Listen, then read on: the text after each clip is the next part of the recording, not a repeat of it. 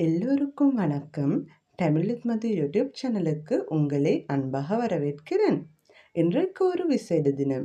நான் உங்களுக்கு ஒரு கதை சொல்லப் போறேன். உங்களுக்கு கதை கேட்க விருப்பமா? ආයුබෝවන් ටැමිලිත් මද YouTube channel එකට ඔයාලව ආදරෙන් පිළිගන්නවා. අද ඔයාලට විශේෂ දවසක්. මම ඔයාලට දෙමළ කතාවක් කියලා දෙන්නයි යන්නේ. ඔයාලා කතන්දර අහන්න ආසද? හරි. මොකද්ද මේ කතාවේ නම? நல்லதை செய்தால் நல்லது நடக்கும். හොඳක් කරොත් හොඳක් ලැබේ. හොඳක් සිදුවේ. ඒ කියන්නේ අපි යම්කිසි හොඳ දෙයක් කරොත් ඒකේ ප්‍රතිඵලයත් හොඳයි කියන එක තමයි මේ කතාවෙන් කියවෙන්නේ. හරි. අපි බලමුකෝ මේ ලස්සන කතන්දරේ මොකද්ද කියලා.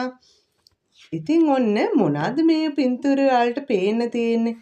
පරවියෙක් ඉන්නව පේනව නේද? මීමැස්සෙක් ඉන්නවා. හරිම ලස්සන පරිසරයක් නේද? අපි බලමුකෝ මේ කතන්දරේ මොකද්ද කියලා. කියවන්න බලන්න. ஒரு நாள் தேனியொன்று ஆற்றில் விழுந்து தத்தளித்து கொண்டிருந்ததை மரத்திலிருந்து புறா கண்டது.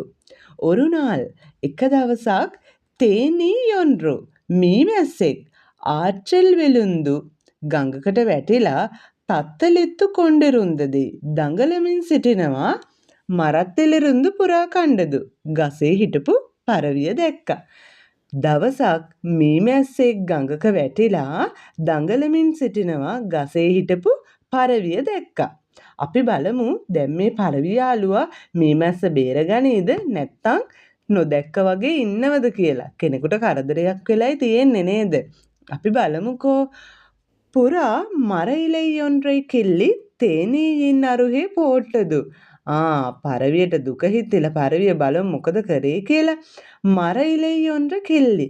ගසක කොළයක් හොටින් අරගෙන තේනීயின் අරුහේ போட்டது. මීමැස්ස ඉන්න අසලට ගඟට දානවා. අපි බලමු මීමැස්ස එකෙන් ප්‍රයෝජනයක් ගනීද කියලා. තේනී இலை மீது அமர்ந்து கரைக்கு வந்து உயிர் பிழைத்தது. ආනේ බලන්නකෝ තේනි මීමැස්සා කොළය උඩ වාඩි වෙලා ගොඩට ඇවිල්ලා ජීවිතය බේරගත්තා. බලන්න පරවි යාළුව කරේ කොච්චර හොඳ වැඩක්ද කියලා.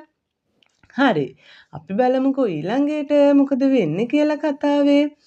ஒரு நாள் காட்டுக்குள் வந்த வேட்டைக்காரன் மரத்தின் மீதிருந்த புறாவை கண்டான். ඔන්න දවසක් කැලේ ඇතුළට එනවලු දඩයක්කාරයෙක්. මරත්තින් මීදිරුන්දු පුරාවේ කණ්ඩාන් ගස උඩ හිටපු පරවියව දැක්කා. ඔන්න කැලේ තුලට ආපු දඩයක්කාරයා ගස උඩ ඉන්න පරවියව දැක්කලු. අපි බලමු මොකද්ද ඊළඟට වෙන්නේ කියලා. அவன் தனது துப்பாக்கியை எடுத்து புறாவை நோக்கி குறிபார்ப்பதை தேனி கண்டது. එයා දඩයක්කාරේ එන්නේ නිකන් නෙමේනේ තුප්පාක්කි. තුවක්කුවකුත් අරගෙන එන්නේ.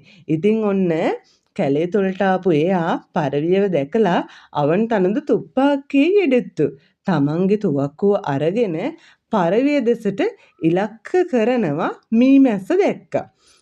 ඒ කිට්ටුව මීමැස්ස ඉඳලා තියෙනවා. අර එදා වතුරට වැටුණු මීමැස්සා. එයා ජීවිතේ බේරගත්තනේ. එහෙනම් එයා දකිනවා මේ පරවිය දෙසට දඩයක්කාරේ ඉලක්කයක් අල්ලනවා. හරි. අපි බලමු මීමැස්ස මොකද කරන්නේ කියලා. පුරාவால் தனது உயிர் தப்பியது தேனியின் நினைவிற்கு வந்தது. අන්න බලන්න තමන්ට උදව්වක් කරා එක දවසක් පරවිය පුරා තමන්ගේ ජීවිතේ බේරගත්ත කියලා මීමැස්සගේ මතකයට එනවා. අපි බලමු මීමැස්ස මොකද කරන්නේ කියලා. දැන් පරවිය දැක්කේ නැහැ දඩයක්කාරය එනව නේද?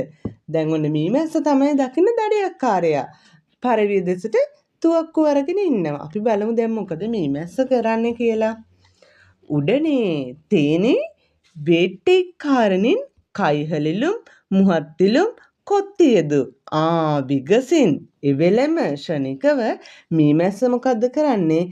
දඩයක්කාරයාගේ අත්වලටත් මුහත්තිලුම් මුහුණට කොත්තියදු අනිනවා. එතකොට අවනது துப்பாக்கி கீழே விழுந்து விட புறாவின் உயர் தப்பியது. දැන් මීමැස්සා මුහුණට අත්වලට අනිනකොට ඒ වේදනාවත් එක්ක දඩයක්කරුවගේ අතේ තිබුණු තුවක්කුව බිම වැටිලා බිම වැටෙන අතරතුර පරවිය තමන්ගේ ජීවිතේ බේරගන්නවා. ආදලාල් නම් නල්ලදේ செய்தால் නල්ලදේ නඩක්කුම්. එහෙනම් අපි හොඳක් කරොත් හොඳක් ලැබෙයි කියලා කතාවේ අන්තිමට කියනවා. බලන්නකො ඉතින් එදා කලින් දවසක මීමැස්ස වතුරට වැටුණු වෙලාවේ පරවිය මීමැස්සගේ ජීවිතේ බේරගත්තනේ.